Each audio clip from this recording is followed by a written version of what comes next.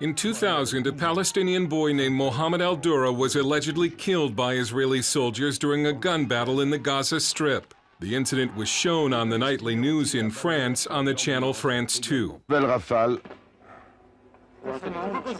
Mohamed est mort. The video by correspondent Charles Anderlun ignited rage across the Muslim world. It became a recruiting tool by al-Qaeda, and it was used to justify the beheading of American journalist Daniel Pearl. But the video, shot by a Palestinian cameraman, has been dismissed by many journalists and experts as a fake. They say the Israelis could not have killed the boy as shown in the video. Any bullets fired by the Israelis could have only traveled like this. The 2 bullets seen hitting the wall in the France 2 video came from the Palestinian position. Further, the boy was supposedly hit with 3 high-velocity bullets and the father with 12. That should have done significant damage, but there was no blood on their bodies or on the wall behind them. And on the raw footage of the gun battle, we see the boy, after he's supposed to be dead, peeking out from under his arm. We also know that the Palestinians are famous for staging faked injuries and death in order to gain international sympathy. Here's a would-be actor pretending to be a victim of the Israelis.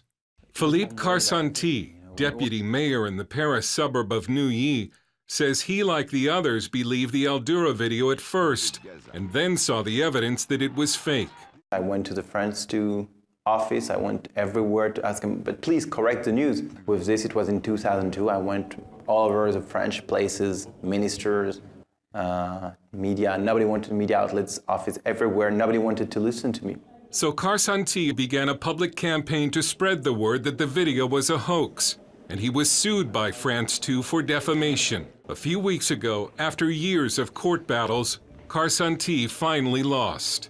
One of the first questions that needs to be asked, says an American author living in Paris, is why a TV network would sue a viewer simply for complaining that a story isn't true. Nidra Poller is writing a book about the al-Durrah affair. In a democratic country, citizens watched a news report, saw that was visibly fake, which you can see today anytime you look at it, and they said it was a fake. That you don't take people to court for that. And what they did was they took 3 people to court thinking that they had 3 small fries. They got fooled because Philippe Carsanti wasn't a small fry, and he fought back. The al-Durrah affair would become much more than just about whether a boy's death was real or fake. Mohammed al-Durrah is now a religious and cultural icon in the Muslim world. His image adorns postage stamps. His name is on statues and buildings. He became another reason to hate and kill Jews. The al-Durrah affair may have started as sloppy journalism, but Jews say it has become a modern-day blood libel, where Jews are falsely accused of killing children. The image of the Israelis as a killer of children was really reinforced, strikingly, very strongly reinforced by this broadcast. Richard Prosquier is the former head of France's National Council of Jews. In 6 years as leader, he was never once invited to speak about the controversy on French TV. I'm French. I want to see in my country freedom of expression, possibility of expressing different views, and not to be blacklisted or boycotted just because you do not express the views that are the views of the majority of the media world. This is not freedom of expression. The al-Durrah affair is both about the French media's view of Israel as a bully in the Middle East and about how the French government and media tend to operate like an exclusive club where the members protect one another. After Carsanti won the case on appeal, France's Supreme Court stepped in last year and threw out the decision. It's kind of a mafia. The French establishment decided long ago to circle the wagons and defend France 2 and the al-Durrah report. And whether the report was true or not seemed to become secondary. Carsanti, he's right, but that's not the point. Anne-Elisabeth Moutet is a French conservative and writes for the London Telegraph. French civilization, as opposed to an Anglo-Saxon civilization, you do not apologize for a mistake because that is an admission of weakness. And it becomes a question of honor and it doesn't become a question of facts. Does the system want to protect France too in Yes. this?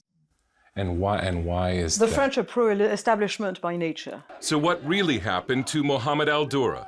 To be honest, nobody has found the 20-something boy on a beach in Gaza. And that would really change things. The Israeli government and some forensic experts say he had to have been killed by Palestinian fire or some other way. France 2 correspondent Charles Onderlin told CBN News he still believes Mohammed al-Durrah was killed by Israeli fire. But he added, "I reject and condemn the way terrorists used my report." If he'd made blunders, I think he made terrible blunders. We have to accept that he made blunders, and we have to see it. This is how democracy should work. The history books are already taking this story into consideration as the truth. We need to make them understand that it was a hoax, that it was completely fabricated. Having finally beaten Philippe Carsanti in court, the attorney for France 2 and reporter Charles Onderlin said specifically that the court punished an attack on her client's honor. Some observers say what the French justice system did a few weeks ago was to enshrine in legal victory what amounts to a blood libel against Israel and the Jews, giving Muslims one more reason to kill Israelis and Americans. But France 2 and the French establishment still have their honor. Dale Hurd, CBN News, Paris.